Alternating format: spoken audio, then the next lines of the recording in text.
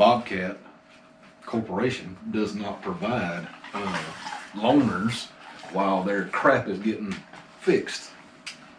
Okay, so regardless of how few it don't matter. It don't matter. Bobcat don't give a damn about their customers. The dealership is the only ones that care about the customers.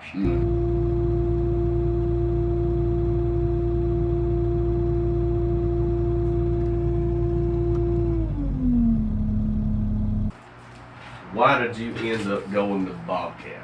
That's why did you consider one of their machines? Well, I knew a guy that worked up there. Yeah.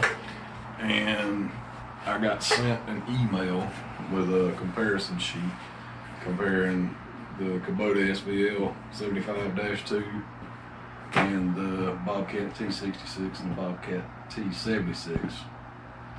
And on this sheet, everything about the Bobcat was more performance, stronger, faster, everything on there, with the exception of base horsepower. The Kubota was 0.3 horsepower stronger, if I remember right. Yeah. But everything else, you know, the lifting capacity was higher on the Bobcat, and you know, just everything on here was Bobcat's supposed to be a superior machine. Okay. Kubota didn't have anything, and said that it would be 90 days or better. So Kubota didn't have another 75-2. No. And they said it'd be at least 3 months before they could get one. Well, you rented a T76 first. How long did you run the 76? I rented it for a month. Had it for a month. I rented it for 30 days, and I didn't like the machine. The lifting capacity was about the equivalent of what the Kubota SVL 75 was. But as far as, you know, pushing a sapling over, I stalled the engine completely out on a 5-inch sweep gun in dirt that had already been, you know, brushed up by a dozer. So I wasn't really impressed with that. No. So I went to doing my homework, you know, watched a bunch of YouTube videos and read reviews and decided that the 66 would be what would suit me best, you know, as far as the weight of the machine and what my trailer was rated for and everything else. And everything I saw said that pound for pound the 66 was a stronger machine than the 76. Now the 66 and 76 have got the same engine. Yep, exact same engine. So exact same engine, rated for the same horsepower, everything. The 76 has got a little bit better hydraulic pump. They've got more flow, and it weighs about 1,000 pounds more than the 76 does. Okay. So you rent the 76, not real impressed with it, did your homework, you go back, you end up, because Kubota doesn't have a 75-2 within 500 miles, and you buy the 66. All right. When you were talking to them about buying the 66, what were your specifications? These are the things I want. I told them I wanted high flow. I told them I needed a closed-in cab because my plans for the future was to run a forestry head or a Moultrie or, you know, brush cutter. Yeah. Some type of rotary attachment, and that's what I needed. So when you brought that machine home, I know that you went and bought a cutter head from them. What brand cutter head was it? It's a Vail cutter head. It was the high dollar one. Right. But it's the one that the Bobcat sales rep told me I should get. He said it's a better made cutter. It's heavy duty, and the attachment is stout. I mean, it's as stout as it can be. It's 1,850 pounds. Yeah. So you buy the T66 with the understanding it's a high flow machine, and then I don't have the cutter yet. Didn't have the cutter. I think you purchased the cutter. We were looking at the time like 20 days after the machine. Yep. So you got the cutter 20 days later, hook it to the T66, and it won't go into high flow. The blade is barely spinning. The disc is barely spinning. I mean,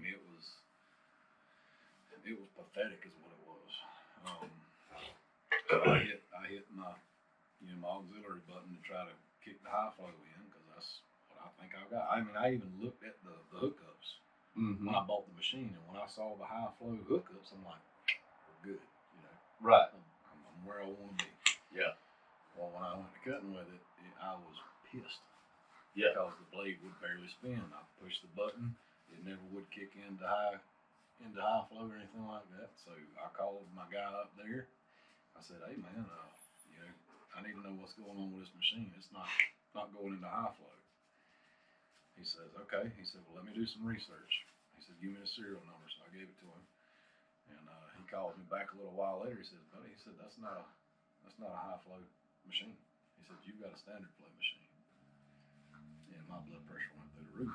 Yeah. Because it was my whole understanding, the whole reason I wanted this particular machine, because I was under the impression it was high flow. Yeah. Well, it gets even better. Okay. Because the Vail cutter that they sold me had a damn high flow. It was a high flow cutter. So I'm running a high flow cutter with a standard flow machine. Purchased from the same dealer. Suggested by the same dealer. By the same And salesperson. purchased. Yes. Okay. So the same salesperson at the same dealer has now sold you, within 20 days of each other, a standard flow machine and a high flow cutter. Mm-hmm. Okay. And right. neither one of them was cheap, by the way. No. The Vail is about twice the price of what the competition is. Yeah. But I wanted something that would do the job and something that, would And do a good job. after us doing a couple of jobs together, that cutter, the actual cutter, if it were on a high flow Kubota or a ASV or something that's not a Bobcat, I could see where it would be a phenomenal machine. If that Bobcat would have been high flow, the cutter would have been all right. But it's just. I don't know. We'll get into that. I don't know that even a high flow Bobcat. I don't know. Well, we can't know because we ain't got one. That's right. Now, the 76 that you currently have, is it a high flow machine? I don't even know. I hadn't hit the auxiliary button because I'm scared it'll mess something else up because my Vail is now a standard flow. We need to go to that. Yeah, we're leading into that. So they when you contact them about the discrepancy between the standard flow machine and the high flow cutter that they sold you, what did they offer to do to make this right? And again, this is Lepo Rents in Dothan, a Bobcat dealer. Yeah. Okay. Well, Lepo, they told me that I had a couple of different options. They said, number one, they could take the Vail and they could swap the high flow drive motor out for a standard flow free of charge, which would, kind of defeat the purpose of even buying the thing, because that's what I wanted was, the top of the line. Let's do it the right way. Yep. Or they could make my machine a high flow. The deal with that is Lepo said that they would eat the cost of all the labor, and they would split the cost of parts. So it wound up being about between $3,000 and $4,000. I would come out of pocket. Yes. Okay. Yeah. 3 to 4 that you had to pay. That I would. I thought about it for a few days, and I said, let's try the cheaper route right now, because at this point I'm really frustrated with the whole situation, the whole buying experience. I'm ill. Yeah. I said, this one will be no cost to me. Let's do that and let's see how it does. So they swap it out just like I said they would, and it was noticeably better performing after that. Mm-hmm. For a little bit. For a little bit. Yeah. Okay. What happened? You say it performed better. Obviously, it would, having a standard flow machine or a standard flow cutter. What started happening? Started throwing a bunch of different codes. specifically hydraulic related codes. One of the problems that I was having with, and this was before I ever bought the cutter, was you could raise your grapple up or you could raise the cutter up, either one, and you could sit there and just watch it fall. I mean, Leaking down quickly, yeah. And that's normal. You know, you're allowed so much distance per hour. Yeah. You know, that's normal. With the machine running, normally it doesn't do that. With this one, it was, and it was noticeable. So I contacted them about that. Figured out that it was the hydraulic control valve needed to be replaced. So I took it up there to them. I believe that was the time I took the cutter and the machine and dropped both off with them. Mm-hmm. And they replaced the hydraulic control valve and they swapped the motor out. Might not have been the same time. It was all around the same period, but I don't think I dropped both off for the two repairs at one time. But anyway, they replaced the control valve. I think they had it a week, maybe a little better than a week. Got it back. The sagging wasn't near as bad. You know, it was like it should be, but it was still throwing hydraulic oil temperature too high. That was the code that it was throwing, and it was an everyday thing. It was first thing in the morning when I crank it up. It was after it sat for 2 or 3 hours after a rain shower. It was, I mean, every day. It's irrefutable evidence of the lackluster performance of the machine and the dealership. But I ain't so much mad with the dealership. I mean, the dealership's only polishing the turd that Bobcat's producing. yeah, The dealership, there's been a couple of things I've been ill about, but overall, the people up there they're pretty good people. You know. yeah. Literally, that spreadsheet said that Bobcat should outperform that Kubota in every aspect, and there's literally one that it outperforms that Bobcat, or outperforms that Kubota, and that's travel speed. It'll run 10 miles an hour away from a job. That's it. It runs away from It runs away from work. That's what it's good at. I told the ladies at the shop Friday when I dropped it off again to get work done. I told them, I said, this thing should come standard with anger management classes. I'd have been better off getting one off a Wish. Oh, Yeah. that's a Wish. I'm dead ass serious. A Wish cat. I hate that. I hate that skid steer. All right. So they did that work. What came next as far as them? I remember you were working the Clarksville job, and then we started up on the River Road job. Yep, River Road. By the time we got to River Road, the thing started running hot, or running warm. At that point, it sprung a leak in one of the coolant hoses, which was an all metal hose. And when I called about that, they said it had already been redesigned, I think 3 times, if I'm not mistaken. Oh. So there was a recall on that. Still throwing codes, and by this point, the machine was so daggone weak that you couldn't hardly make it turn left or right. Okay. I do remember that when you were running the cutter head on it, toward the middle of the day, it would get to the point you couldn't even steer it. Yeah. It would either cut or it would steer. Yeah, not both. You couldn't do both. Nope. I don't think. So coming around to that, it went to the shop and it spent 64 days in there. Yep. 64 days in the shop. And Went in August or October. Well, we need to back it up because yeah. the River Road job is where the tech and myself got out there and swapped out the hydraulic pump. Right. Like I said, super nice guy. Yep. Not good with directions sometimes, but he's a good guy. Yeah. We swapped it out within 3 weeks. I was still having the codes, obviously. It was cutting a little bit better because it was a new pump. Mm-hmm. But still getting codes, asking about, the other hydraulic temperature sensors, that are on the machine. And within 3 weeks, it was right back to the same crap that it was doing before. Blade speed slowing way down, taking forever for the the disc to speed back up, Mm-hmm. whining a lot.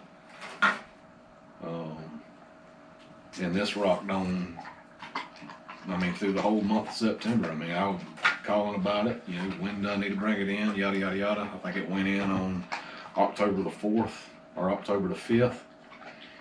And I told him, I said, listen, I said, this is how I make my living. You know, y'all got a machine you can loan me. Yeah. And Bobcat Corporation does not provide loaners while their crap is getting fixed. Okay, so Regardless of how few it don't matter. It don't matter. Bobcat don't give a damn about their customers. The dealership is the only ones that care about the customers. Mm-hmm. Dothan was nice enough to cover half the cost of a rental for me while my machine was getting worked on. They were waiting on parts.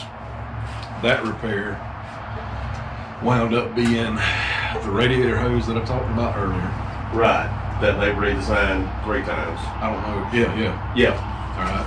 A master wiring harness, because that was the only thing they could think of.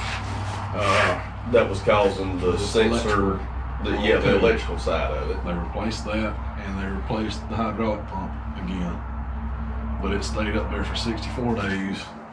Dothan covered half the cost of the rental, and then the regional sales rep covered the other half, and I was extremely grateful for that, because if it hadn't been for that, I'd be out of business right now. Yeah. There's no question about it. Right. But I got it back on December the 9th, and you know, it cut decent. Not, you know, still not what it should be. It's not what that spreadsheet said it is. Mm-hmm. But better. What was it, about December the 20th maybe? We were on the Alpha job. Yeah, about the 20th, I started smelling oil in the cab of the machine. And I noticed that the oil levels were dropping slightly. Mm-hmm. I also noticed that my coolant levels were dropping. Over the course of a day, it would empty about half of the reservoir out. Yeah. And the coolant that you put in that machine is a Bobcat coolant, just like the hydraulic fluid. That's another bitch I got about Bobcat. They won't tell you what the weight of the hydraulic fluid is. You got to buy Bobcat fluid.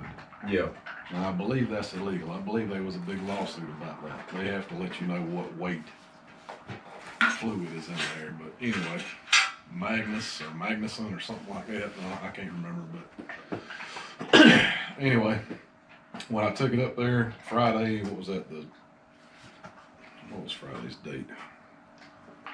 I took it Friday the 30th to Dothan. They didn't have anybody that could come pick it up because all their techs were out working on other people's stuff. Imagine that. I took it up. Well, I feel sorry for those guys. Yeah. Those mechanics. Yeah. And the people that work at the dealerships, I really feel for because they're the ones catching the flack for what Bobcat's producing. Mm-hmm. They can only do so much. Oh, no, you're right. They're having problems getting parts. And I told the girls up there, I said, every time one of these rolls out off the showroom floor, there needs to be a mechanic assigned to it.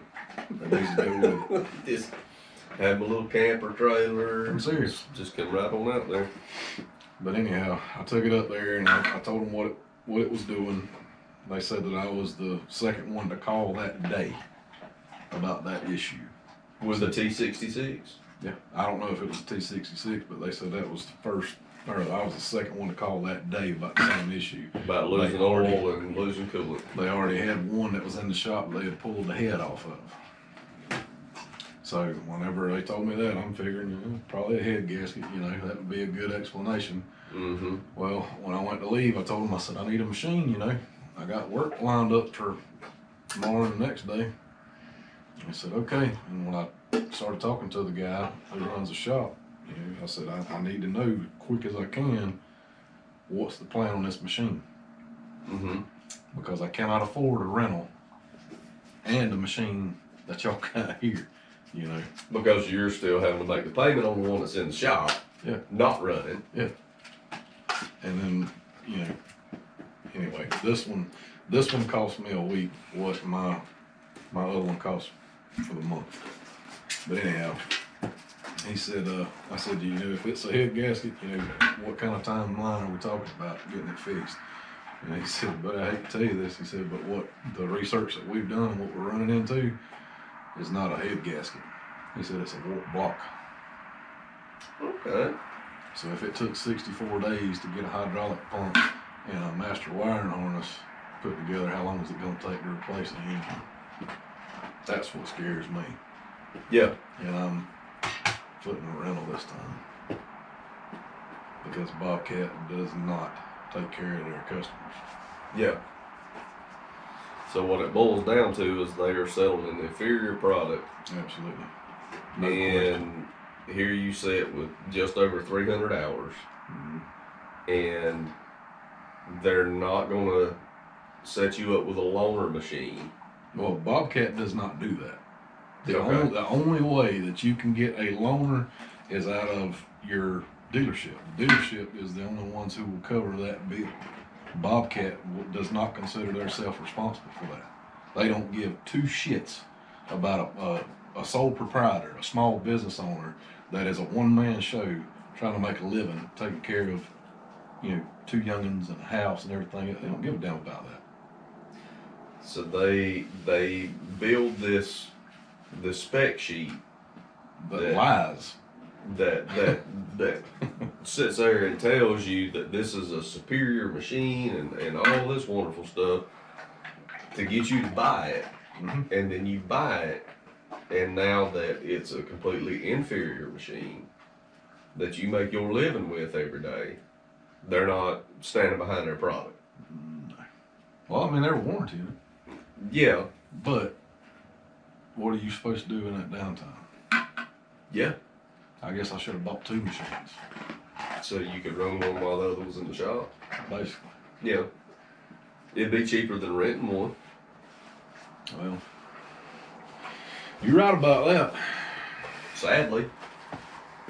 Well, I mean, I had the sales guy from the dealership that I bought the machine from. I had him come out to a Alpha job, and I had the regional sales rep come out, and we talked for a while, and I told him how unhappy I was,